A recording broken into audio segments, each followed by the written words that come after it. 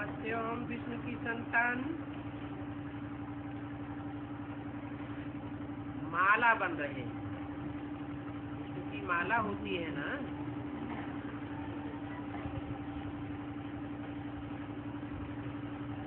तुम रुद्रमाला के भी मणके हो,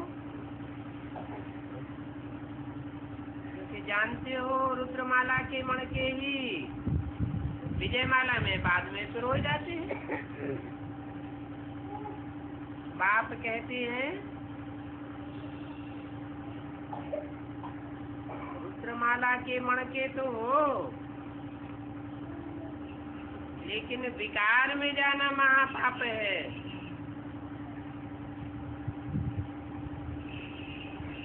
इसके कारण भारत में क्या दशा हो गई है।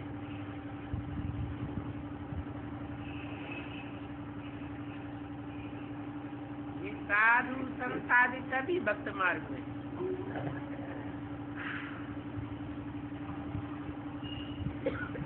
सब भक्ति मार्ग की है, ज्ञान मार्ग का एक भी साधु संत नहीं है। ज्ञान तो एक बाप कोई है।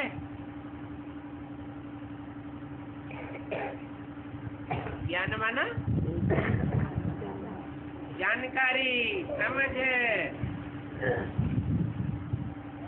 बुद्धिमानों की बुद्धि को कहा जाता है।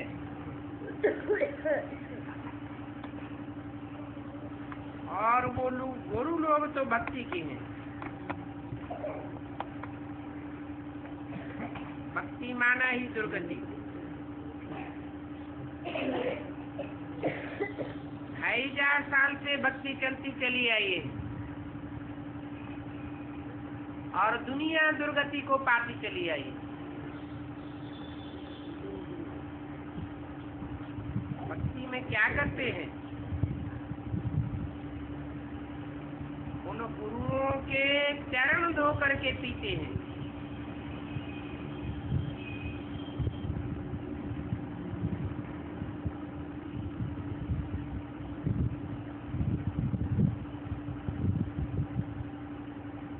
ये रीति रस्म कहाँ से पड़ती है? संगम युग से सारी रीति रस्म रिवाज है। जो ब्राह्मणों की दुनिया के गुरु हैं, जो पक्के देवी देवता सनातन धर्म के नहीं हैं, उनके द्वारा ये परंपराएं पड़ती हैं।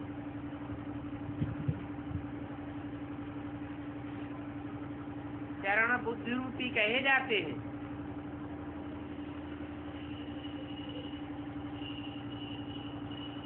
इन साधु संत महात्माओं को भी भ्रष्टाचारी तो कहेंगे ना। कौन सा आचरण करते हैं जो भ्रष्टाचारी कहे जाते हैं?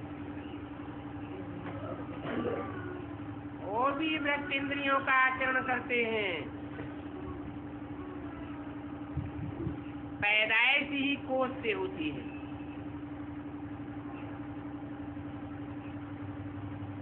उनको इस बात का पता ही नहीं है कि हम भ्रष्टाचारी हैं। हमारी पैदाइश भ्रष्ट इंद्रियों के आचरण से हुई है। अगर वो ये बात समझें कि देवताएं कैसे श्रेष्ठाचारी हैं, शेष इंद्रियों का आचरण करके संतान पैदा करते हैं और हम भ्रष्ट इंद्रियों से पैदाइश होती है और भ्रष्ट इंद्रियों से आचरण करने के कारण भ्रष्टाचारी है।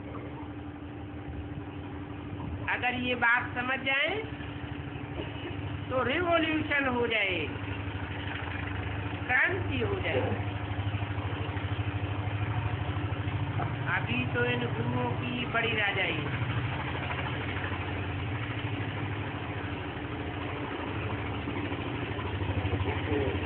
आजकल तो दुनिया में देखो क्या हो रहा है। कोई किसी की मानता ही नहीं है। प्रजा के ऊपर प्रजा का राज्य है। राजा कोई है नहीं। वो क्रिश्चियन लोग पोप की भी नहीं मानते। पोप क्रिश्चियंस का बड़े से बड़ा गुरु होता है।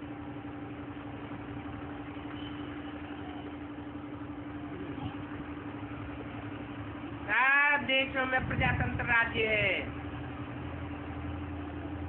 प्रजातंत्र राज्य का जो मुखिया प्राइम मिनिस्टर का भी नहीं मानते।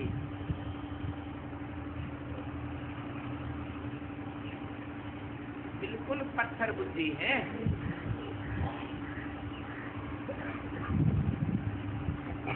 और खुद पत्थर बुद्धि होने के कारण भगवान को भी पत्थर ठेकर में ठोक दिए।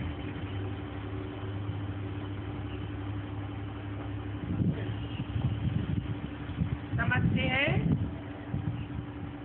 भगवान ऐसे पत्थर बुद्धियों में भी आता होगा। थोड़ी सी माया की ठोकर लगे, ऐसे ठिक्कर बुद्धि जो ज्ञान में से धक से टूट पड़ते हैं, ऐसे ठुक्कर बुद्धियों में भी परमात्मा बाप आता है। अरे इतना ऊंच से ऊंच बाप है,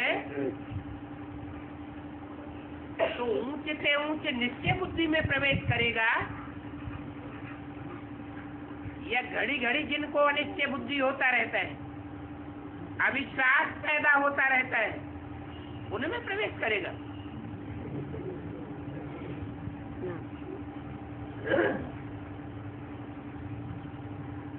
अभी बाप सारी दुनिया को बदलते हैं।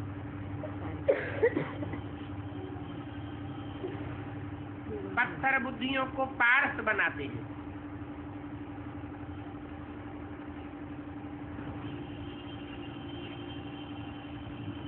ये किसी को भी पता नहीं है कि कलयुग से सतयुग कौन बनाते।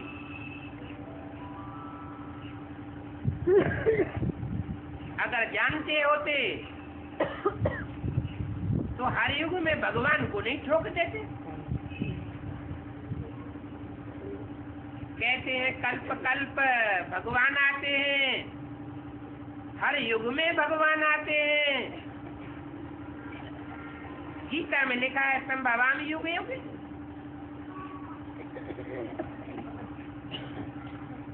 तो 4 युगों में 4 अवतार होने चाहिए। अरे 24 अवतार कहाँ से ठोक दिए?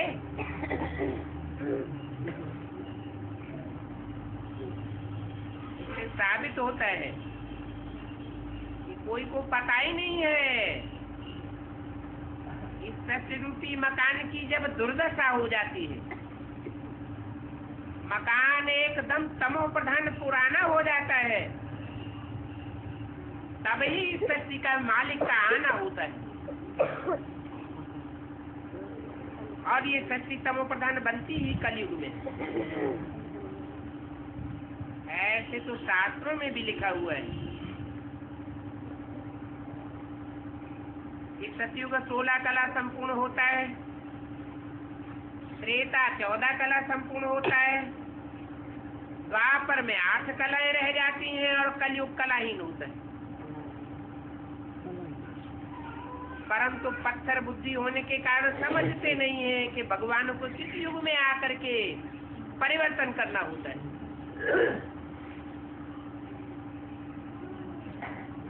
अभी तुम बच्चे तो समझते हो कि भगवान कलयुग में आकर के ही सतयुग बनाते हैं। ये कलयुग है, कलह कलेश का युग, झूठ खंड है ना। झूठ खंड को सत्य खंड कौन बनाते हैं? झूठा स्थायी रहता है या सच्चा स्थायी रहता है? सच्चा स्थायी रहता है, इसलिए सत्यखंड भारत में ही होता है।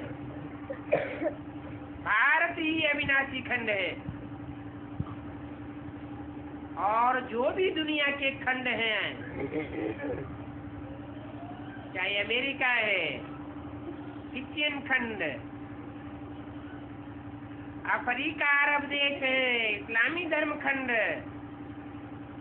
अफगानिस्तान, ईरान, इराक, पाकिस्तान, जो भी मुस्लिम खंड है वो सब विनाशी है। इनकी कोई की भी 2500 वर्ष से पुरानी हिस्ट्री नहीं मिलती। 2500 वर्ष पहले भी ये समुद्र के गर्त में समाये हुए थे, और अभी भी एटम बमों का विस्फोट होगा तो ये सब धर्मखंड जो झूठे खंड हैं, झूठ मनुष्यों के द्वारा बनाए गए हैं। झूठे धर्म, मनुष्य धर्म पिताओं के द्वारा धर्म की स्थापना हुई है इन खंडों में। ये सब खलास हो जाए।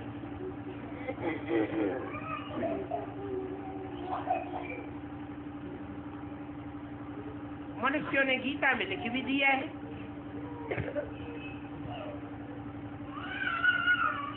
असत्य का विनाश होता है और जो सत्य है उसका कभी विनाश नहीं होता। धड़ाके से बोलते हैं, ना सते विद्यते भावो, परंतु का अर्थ क्या है वो नहीं समझते। ये भारत खंड ही सत्य खंड था।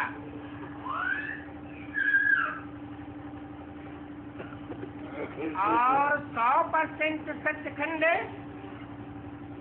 तो भारत खंड 100% झूठ खंड बनते ही भगवान बाप इसको परिवर्तन करने के लिए आ जाते हैं।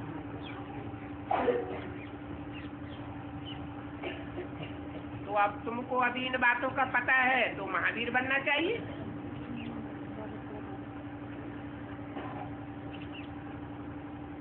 क्योंकि तुम पक्के भारतवासी हो। आप देखो शादियों के लिए हाल बनाते हैं, उनको समझाओ। ये जो धर्मशालाएं बनाते हो, लक्ष्मी नारायण के मंदिर बनाते हो और वहीं शादियां रचाते हो। ये मंदिर तो देवताओं की यादगार हैं।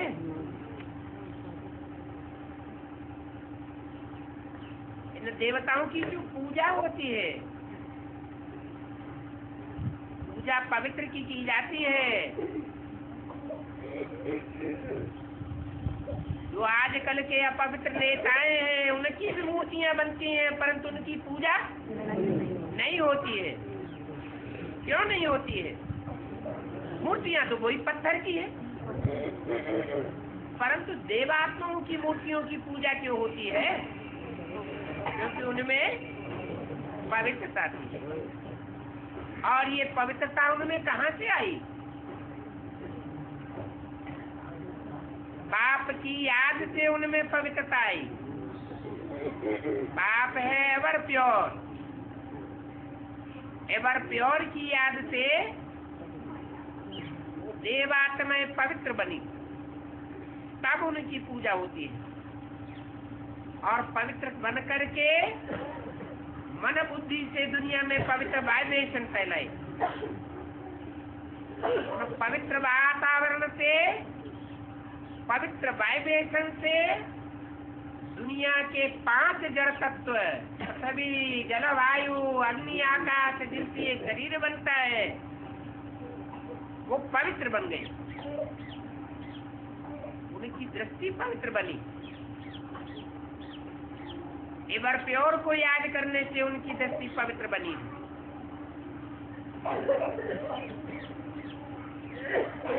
वो याद करते हैं बुद्धि में, मन में उनकी याद जरूर आती है।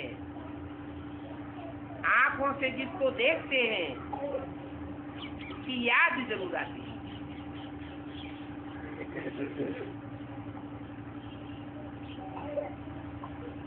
आंखों के देखने से भी आत्मा का संबंध जुड़ता है। ऐसे ही और इंद्रियां भी हैं, जिन इंद्रियों से संसर्ग में, संपर्क में, संबंध में आने से वो एवर प्योरिटी की छाप लग जाती है।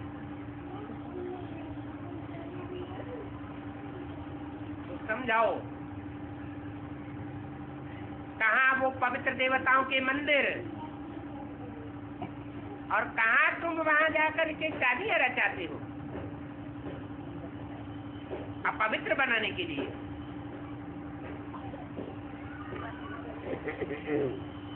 अपवित्र दुनिया रावण की दुनिया है, और पवित्र दुनिया देवताओं की दुनिया है। देवताओं को मनुष्य से देवता बनाने वाला वो परम पिता परमात्मा एवर प्योर है।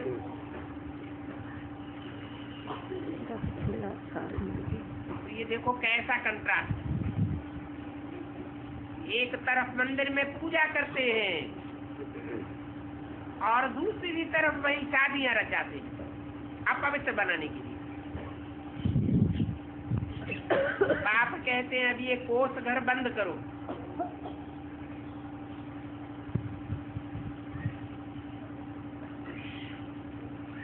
जो बाबा कहते हैं इन विकारों पर जीत पहनो तो जगत जीत बनेंगे।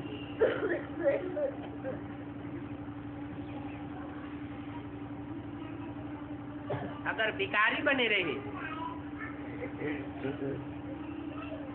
तो जगत जीत बन नहीं सकते। जगत जीत बनेंगे नहीं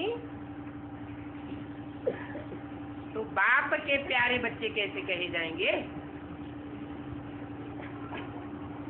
जगत जीत बनना बड़ी मंजिल है। जो बाप को याद नहीं करते हैं तो फिर मुझते रहते हैं।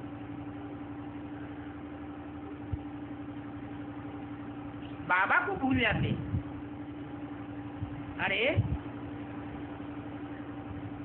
ऐसे बाबा को थोड़ा ही भूलना चाहिए। बालक गृहस्थ व्यवहार में रहो, परंतु 8 घंटा ईश्वरीय सेवा में रहो। 8 घंटा शरीर को आराम दो, शरीर की परवरिश करो, और 8 घंटा जो दुनियावी धंधे हैं बाल बच्चों की परवरिश के लिए उसमें लगाओ। ये भी नहीं कहते हैं कि लौकिक दुनियादारी धंधा धोरी छोड़ दो और गृहस्थ व्यवहार को छोड़ दो।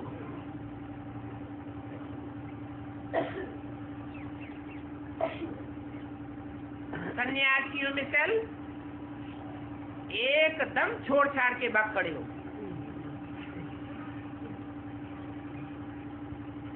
बाप तो कहते हैं धीरे धीरे कदम बढ़ाओ।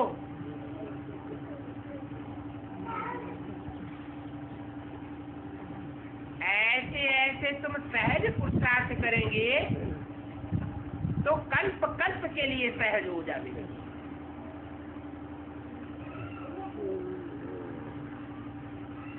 नहीं तो तुम विष के लिए मार खाते रहेंगे।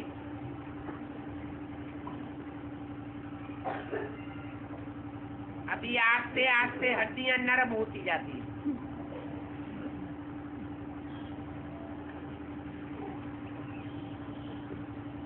तुम शिव शक्तियों की महिमा बढ़ती जाएगी। तुम तुम्हारी सेना है ना,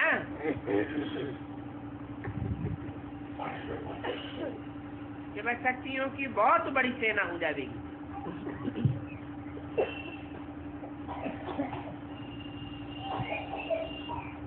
फिर वो माया की सेना, माया रावण की सेना हार खा जाएगी। अभी दोनों सेनाएं हैं, माया रावण की भी सेना है और तुम शिव शक्तियों की भी सेना है। तुम पवित्र रहने के लिए लड़ाई लड़ती हो। बाप की याद से तुम्हारे में ताकत आ जाएगी।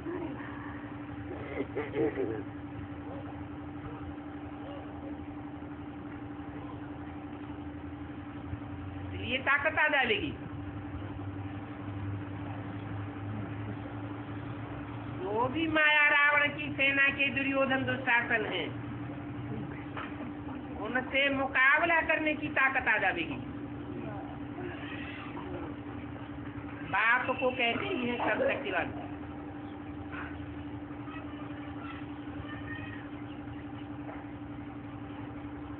माया भी सर्वशक्तिवान है, परंतु आखिरी तुम बच्चों की विजय होगी।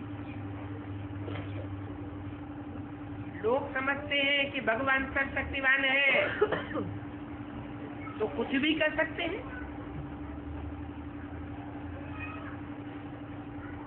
मरी मक्खी को जिंदा कर सकते हैं। अरे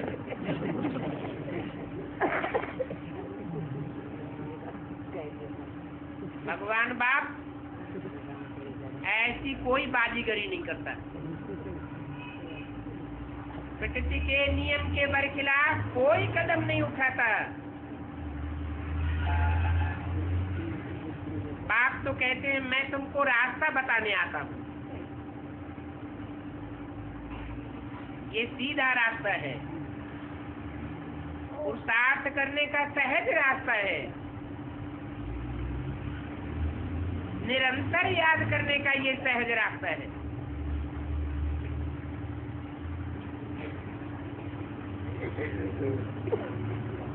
शॉर्टकट रास्ता बताता हूँ, इतना शॉर्टकट है। वो गुरु लोगों ने जो रास्ते बताए 2500 साल से बताते चले आए, मंजिल पूरी नहीं हुई, भगवान कोई को नहीं मिला। और तुम चपटी में भगवान बाप को पहचान लेते। हजारों साल ऋषियों मुनियों ने तपस्या की, न भगवान बाप को जाना और न नरक की दुनिया स्वर्ग बनी।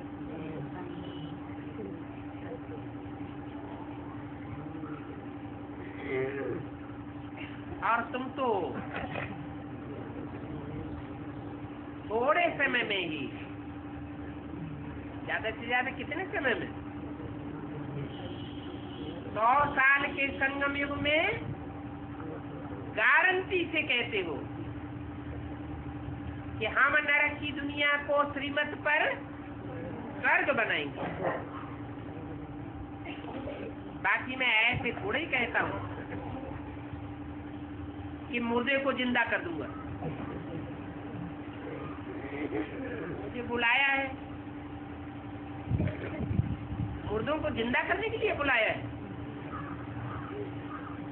भक्ति मार्ग में कहते हैं, और धर्म के लोगों की ये मान्यता है कि जो मरते जाते हैं वो कब्र दाखिल हो जाते हैं। जब अब कयामत का समय आवेगा तो अल्लाह मियाँ आकर के कब्र से जगावेंगे। मानो मुर्दों को जिंदा कर देंगे। ऐसी कोई बात नहीं। अभी तो ये सारी दुनिया कब्र दाखिल है। कब्र में क्या होता है? मिट्टी ही मिट्टी होती है। सारी दुनिया देह अभिमानी की मिट्टी में दबी पड़ी है। भगवान बाप आते हैं तो आकर के परिचय देते हैं, तुम देह रूपी मिट्टी नहीं हो, तुम तो चैतन्य आत्मा हो। यही मुर्दे को जिंदा करने का तरीका है। बाकी कोई मुर्दे को जिंदा करने की बात नहीं है। तुम मुझे बुलाते ही हो, भक्ति मार्ग में किस लिए बुलाते रहे? ये पतित पावन बाप आओ, हम पतितों को पावन बनाओ।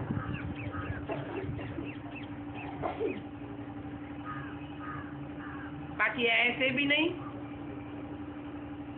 कि आऊंगा तो रास्ता बताकर चला जाऊंगा और बाद में तुम पति से पावन बनते रहेंगे अपने आप। नहीं, ना अपने आप कोई पावन देवता से पतित बना है मनुष्य, और न कोई पतित से पावन बन सकता है सिवाय परमपिता परमात्मा के संग के रंग लगे।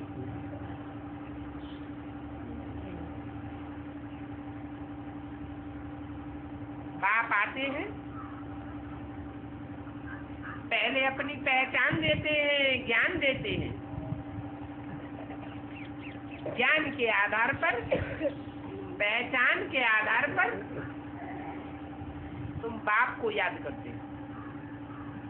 जो जितना याद करते हैं उतना पवित्र बनते हैं।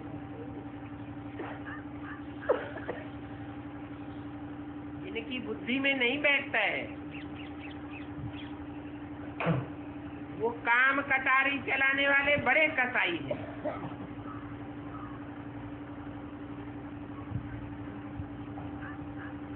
ये काम विकार बहुत दुख देने वाला है। ये बाप कहते हैं इस मुख्य विकार को जीतो, और तुम तो कल्प कल्प जीतते हो।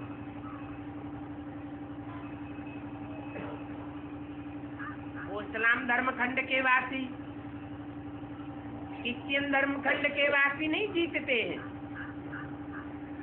बौद्धी धर्म खंड के वासी नहीं जीतते हैं। तुम ही काम विकार को जीतते हो। तुम पक्के भारतवासी हो। तुम ही राम राज्य स्थापन करते हो।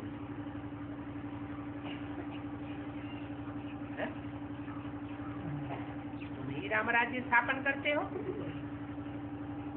राम राम राज्य स्थापन नहीं करता है?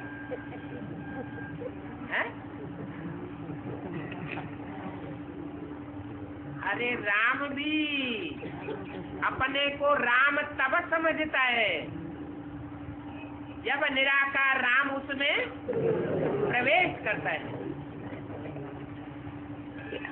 तुमको भी बाप का परिचय मिलता है। बेहद के दो बाप हैं, आत्मा का बाप और मनुष्य शरीरों का बाप। मनुष्य शरीरों के बाप में वो निराकार बाप मुकर्रर रूप से प्रवेश करते हैं तो तुमको पता चलता है।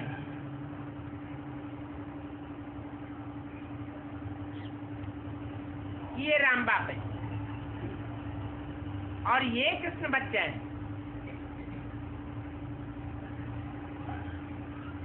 मनुष्य सृष्टि का आदि पत्ता कौन है और मनुष्य सृष्टि का बीज बाप कौन है, कि तुमको पहचान होती। जिनको दोनों की पहचान हो जाएगी वो पत्ते को फॉलो करेगा या बीज को फॉलो करेगा?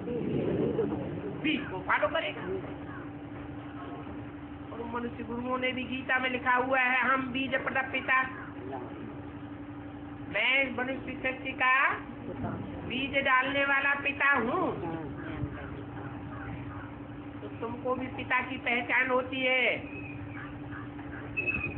जो मनुष्य सृष्टि का पिता है वो भी अपनी पहचान धारण करता है और उस एक को फॉलो करके तुम राम राज्य स्थापन करते हो। तो तुमको कितना नशा होना चाहिए इस बात का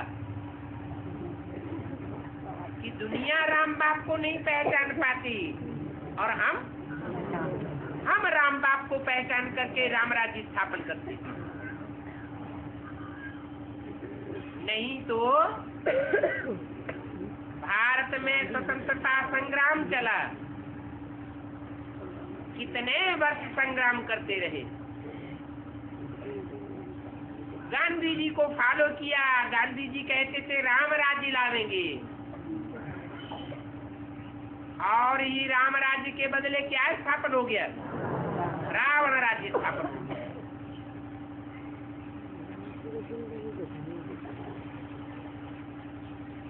बाप कहते हैं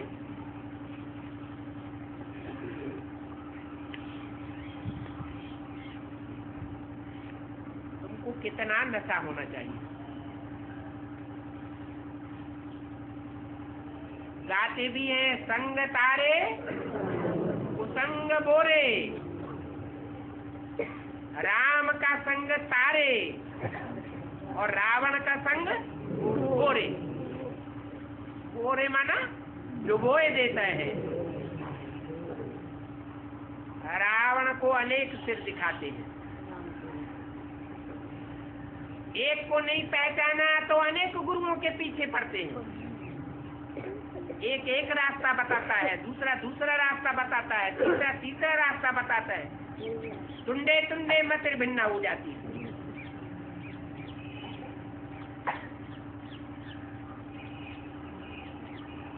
अब राम बाप को तो एक ही चीज से दिखाया जाता है, माना आप एक रास्ता बताते, उसके लिए आकर के पहले अपनी पहचान देते हैं। बाप की पहचान हमको मिलती है।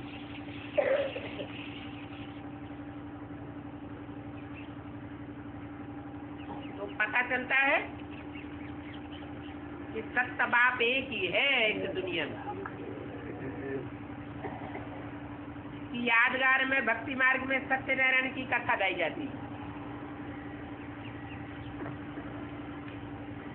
एक सत्यनारायण की कथा गाई जाती है। या 33 करोड़ देवताओं में से कोई देवता है जिसकी घर घर में कथा गाई जाती है? एक ही सत्यनारायण है।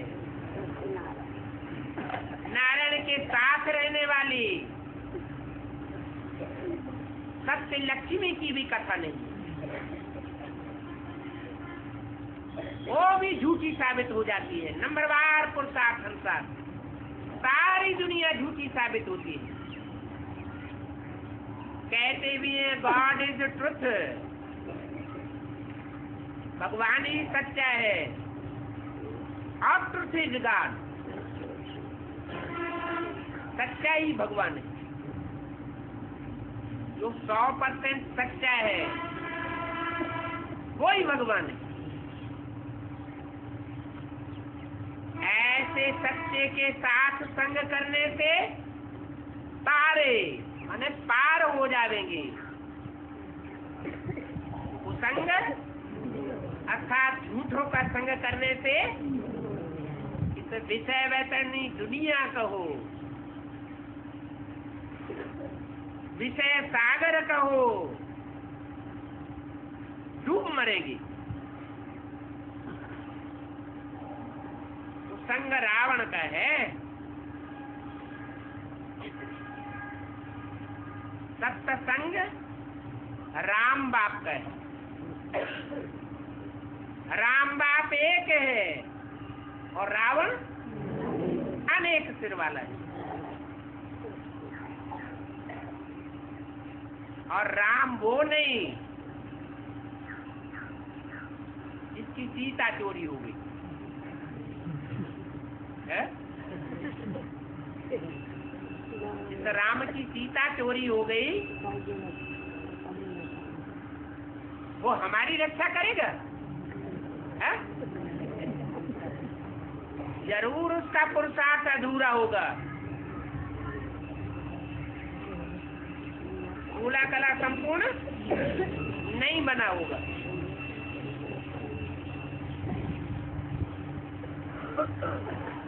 भगवान बाप आते हैं तो नर को नारायण 16 कला संपूर्ण बनाते हैं।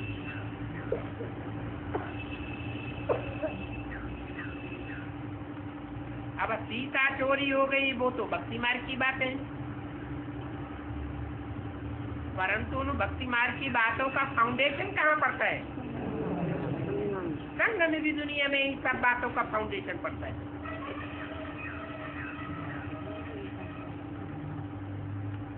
कहते हैं ज्ञान भक्ति फिर वैराग्य।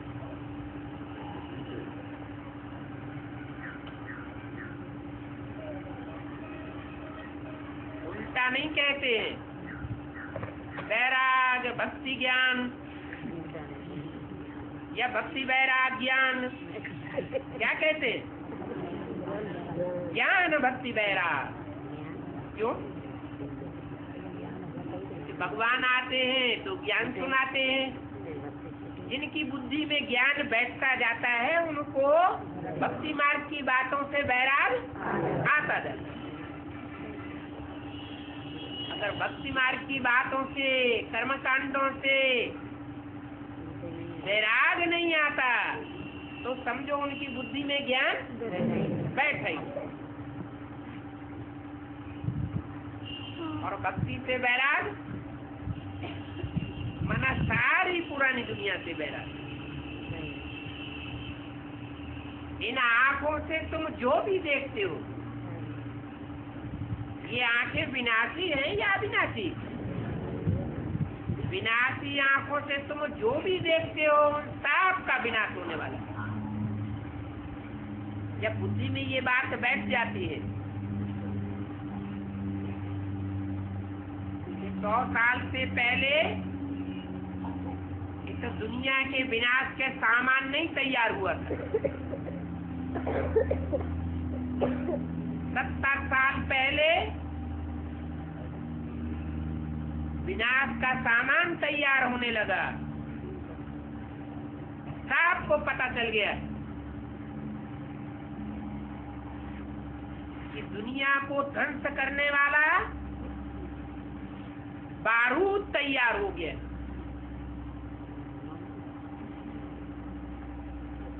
परंतु ये किसी किसी को पता चलता है कि दुनिया का ध्वंस होने से पहले इस दुनिया का जो रचयिता बाप है वो नई दुनिया रचने के लिए आ जाता है। आज से 70 साल पहले नई दुनिया का रचयिता बाप भी इस धरती पर आया और विनाश की सामग्री भी तैयार होने लगी।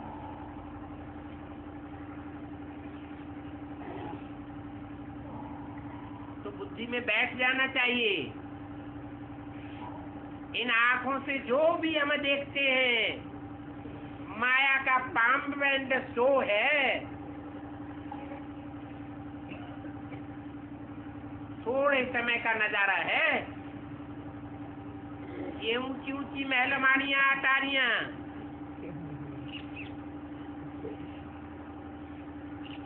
मल्टी स्टोरीज बिल्डिंग जो देखने में बड़ी अच्छी लगती है, बस थोड़े टाइम के अंदर ये सब खलास होने वाली है।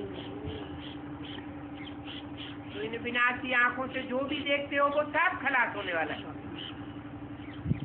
अगर ये पक्का बुद्धि में बैठ जाए तो वैराग आवेगा या नहीं आवेगा? आवेगा। अभी नाटक पूरा हुआ। वो हद के नाटक होते हैं, पूरा होता है तो जो भी नाटककार होते हैं, एक्टर्स होते हैं, हीरो हीरोइन होते हैं, नाटक पूरा होने के बाद कहाँ जाते हैं? अपने अपने घर जाते हैं। और नाटक देखने वाले भी अपने अपने घर जाते हैं। तो ये जो ब्रॉड ड्रामा है इस दुनिया का, इसका डायरेक्टर पर्दे के पीछे छुपा हुआ है। कोई ने विलासी आंखों से दिखाई नहीं देता है।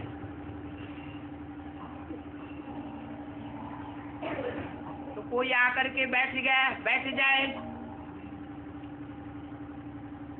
कि चलो भगवान बाप को देखे आए, तो इन आंखों से दिखाई देगा क्या? दिखाई नहीं देता है। वो पर्दे के पीछे रहने वाला है। तीसरे नेत्र से, ज्ञान के नेत्र से, बुद्धि रूपी नेत्र से ही उस बाप को पहचाना जाता है।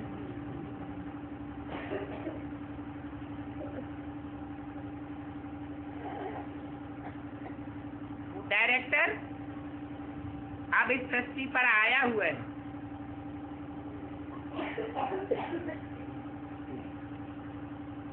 जो नंबरवार एक्टर्स हैं वो अपना पार्ट बजाएंगे, और जो भी सच रूपी रंगमंच के एक्टर्स हैं 500-700 करोड़, आगे पीछे सबको अपना अपना पार्ट बजाना है। पार्ट पूरा होगा और 5-7 रोज में एटॉमिक एनर्जी के द्वारा ऐसे दुनिया का विनाश हो जाएगा। तो समझो अभी नाटक पूरा हुआ। अब हम जाते हैं अपने घर। कौन? हम आत्मा है, शरीर नहीं जावेंगे। शरीर तो जड़ है, विनाशी है। ये दुनिया ही विनाशी है, परंतु आत्माएं अविनाशी है। अविनाशी आत्माएं अपने अविनाशी धाम वापस जावेंगी। बाप भी कहते हैं अब अपने घर को याद करो।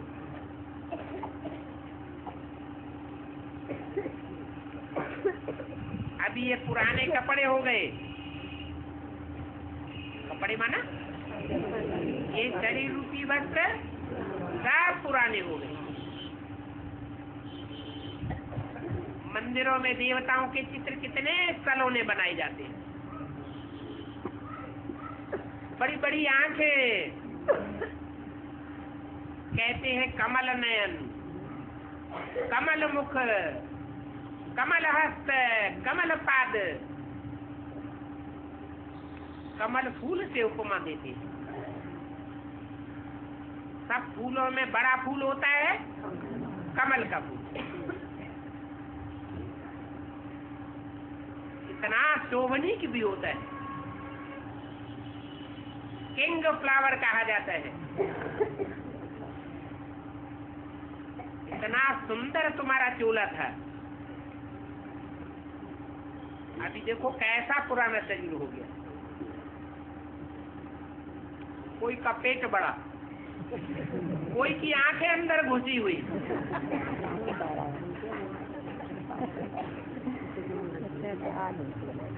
कैसे कैसे कार्टून बनते जाते हैं मनुष्य।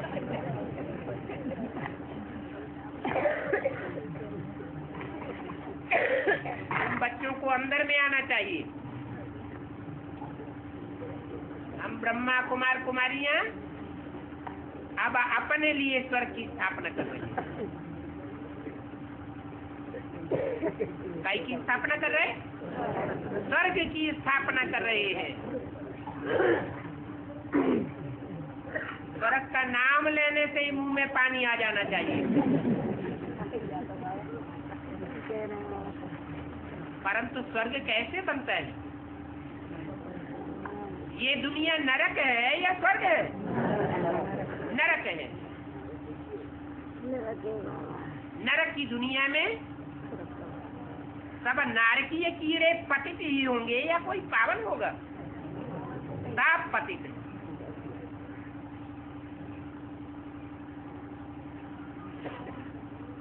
सुप्रीम सोल बाप इस मुकर्रर रथ में आता है, वो रथ भी पावन कहेंगे या पतित कहेंगे? हैं? पतित तन में आता हूँ, बड़े से बड़े कानी कांटे में आकर उसको बड़े से बड़ा कमल फूल बनाता हूँ।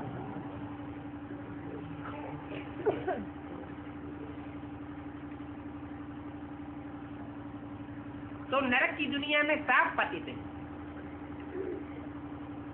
अब पतितों की दुनिया पावन कैसे बनेगी? नाम तो रख दिया स्वर्ग, जैसा नाम वैसा काम भी करना पड़े। क्या काम करेंगे? है?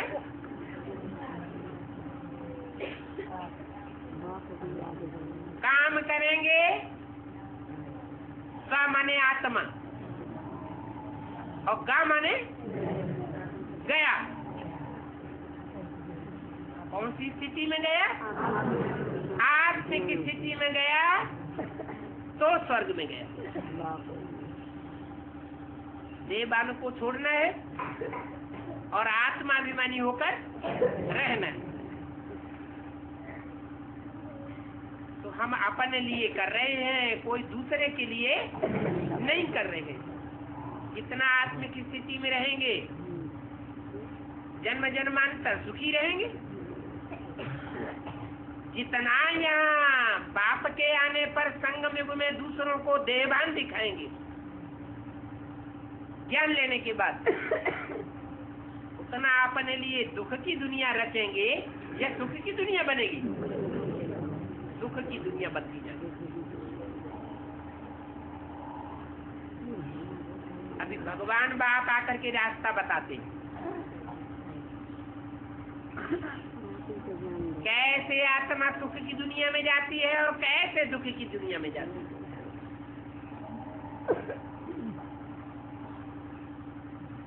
स्वर्ग की स्थापना करने के लिए कोई हिंसा की बात नहीं है। क्या वो राजाएं होते हैं, अपनी राजाई स्थापन करने के लिए दूसरे के राज्य पर आक्रमण कर देते हैं? इतनी हिंसा होती है। ये हिंसक लड़ाइयां करते करते दुनिया नरक बनती जाती है। बाप ऐसी हिंसा करना नहीं सिखाते। बाप तो अहिंसक युद्ध सिखाते हैं। अरे कोई ऋषि मुनि सन्यासी विद्वान पंडित आचार्य कभी हिंसा करने की बात कहते हैं क्या? कोई नहीं कहते। तो जो भगवान है वो हिंसा करना कैसे सिखा देगा? परंतु रामायण में देखो, महाभारत में देखो, गीता में देखो, हिंसा की बातें ही दिखती।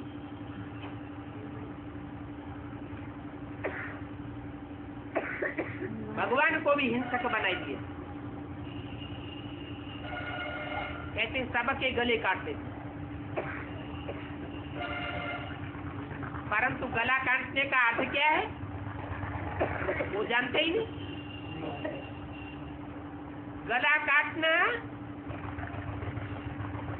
माना आत्मा रूपी जो सिर है वो अलग हो जाए और धड़ अलग हो जाए। देह अलग और आत्मा अलग। ऐसी स्टेज हमको जीते जी धारण करनी है। इतनी आत्मिक स्थिति की प्रैक्टिस पक्की हो जाए कि आत्मा अलग महसूस हो और ये 5 तत्वों का सड़ा हुआ शरीर अलग महसूस।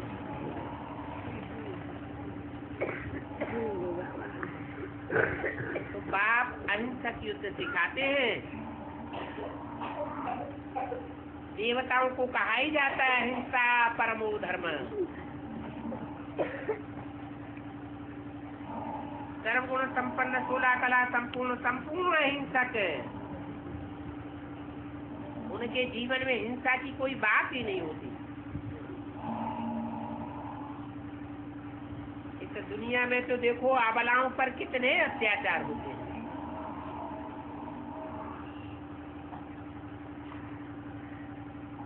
इतने तो अत्याचारी होते हैं कि कसाईयों की तरह हड्डियां भी तोड़ देते हैं।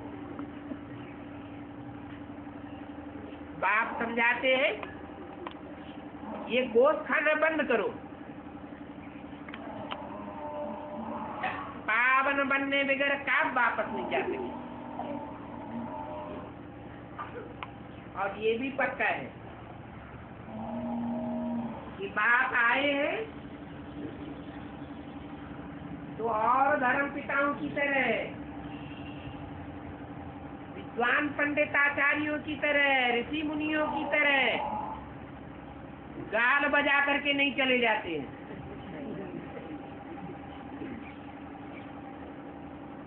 पक्का कर लो कि हेवन बना करके ही जावेंगे। तो अभी पूरी पढ़ाई पढ़नी है। ये तो पढ़ाई का फल नहीं दुनिया में मिलना।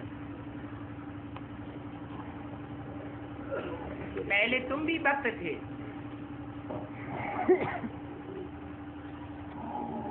अभी एक बाप से ज्ञान लेते हो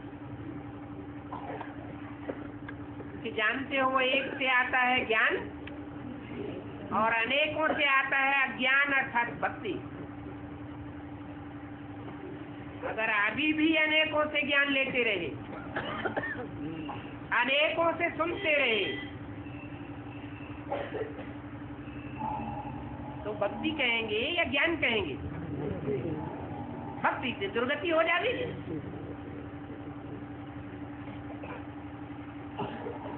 ये तो सत्यनारायण की कथा है। जो सत्यनारायण के अंतिम जन्म में बाप आकर सत्यनारायण की कथा सुनाते हैं।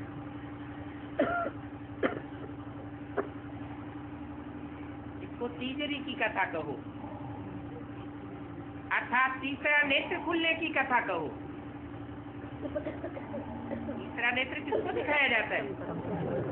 शंकर को तीसरा नेत्र दिखाते हैं।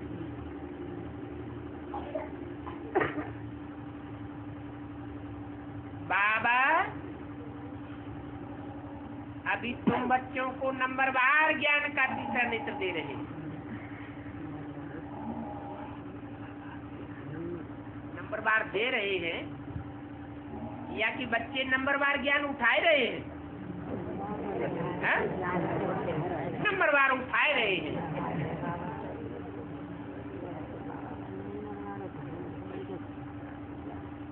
ऐसे भी नहीं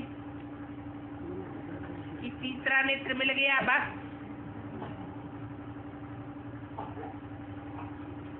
तीसरा नेत्र मिलने से कुछ नहीं होगा। साथ क्या करना है? तीसरा नेत्र लेने के साथ साथ पावन बनने का भी पुरुषार्थ करना है।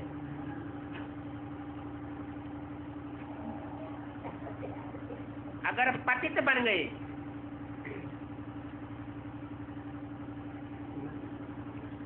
तो निशानी क्या दिखाई देगी? ज्ञान में चलते चलते अगर पतित कोई बनता है तो क्या निशानी दिखाई देगी? है? अगर पतित बना फिर मुख से ज्ञान निकलेगा नहीं। क्या? ज्ञान तो आकर बाप देते हैं, परंतु जो पतित बनते रहते हैं उनके मुख से ज्ञान की बात निकल नहीं सकती। ये काम महाशत्रु है।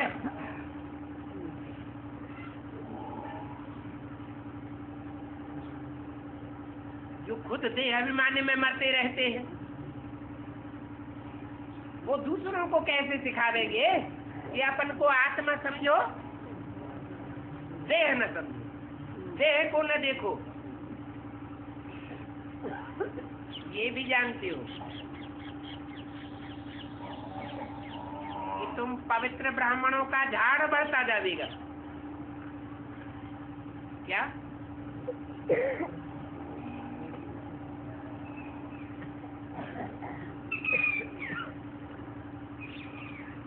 पवित्र झाड़ बनेगा, उसकी निशानी बताई।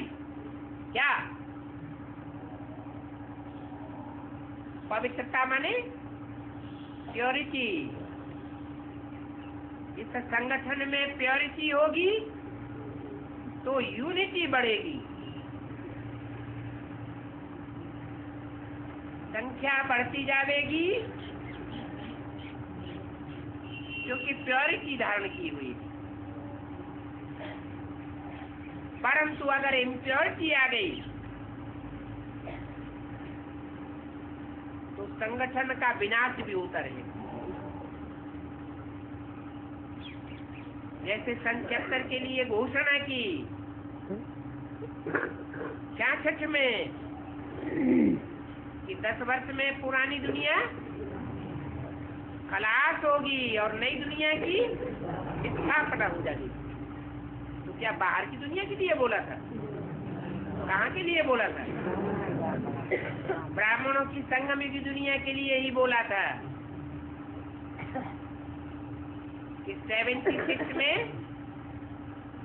बाप जब प्रत्यक्ष होते हैं तो नए ब्राह्मणों के संगठन की स्थापना करते हैं और ब्राह्मणों का तमो प्रधान पुराना संगठन विनाश को पाता है। चाहे वो बड़े बड़े सेंटर ही क्यों न हो, अगर इम्प्योरिटी आती जाएगी तो उनका विनाश हो जाएगा। चाहे छोटी गीता पाठशालाएं हो, छोटे सेंटर हो, इतनी जितनी पवित्रता होगी उतना स्थायी रहेगी।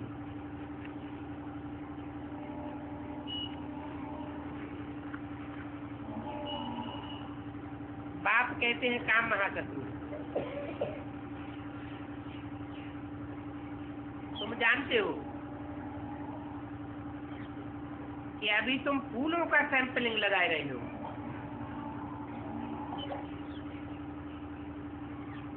फूलों से खुशबू आती है ना, दिव्य गुणों की खुशबुएं हैं। परंतु जो जंगली आदमी होते हैं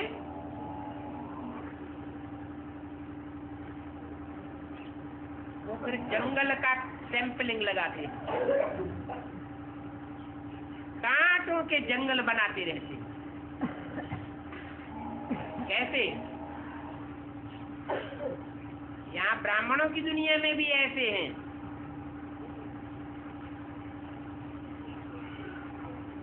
जो मुख से ज्ञान तो सुनाते हैं परंतु आंखों से देह को देखते हैं।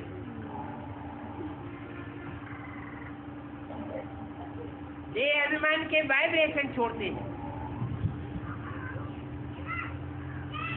तो कांटों की दुनिया बनेगी या फूलों की दुनिया बनेगी?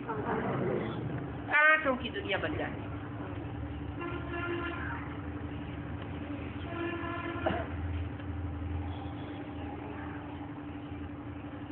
Oh.